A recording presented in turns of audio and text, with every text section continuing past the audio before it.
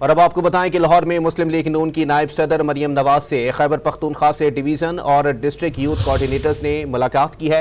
मुलाकात में तंजीमी उमूर और आम इंतखाबात की तैयारियों के हवाले से जायज़ा भी लिया गया है। आपको बताएं कि सियासी मैदान में इस वक्त अहम मुलाकातों का सिलसिला जारी है। मुस्लिम लीग नून के डिवीजनल कोऑर्डिनेटर्स की जानिब से मुस्लिम लीग नून की नायब सदर मरियम नवाज से मुलाकात की गई है। मुलाकात में तंजीमी उमूर और आम इंतखाबात की तैयारियों के हवाले से जायज़ा लिया गया है। तफसीलात जानते हैं टॉन न्यूज़ के नुमाइंदे अदनान शेख से। जी अदनान, अपडेट कीजिएगा।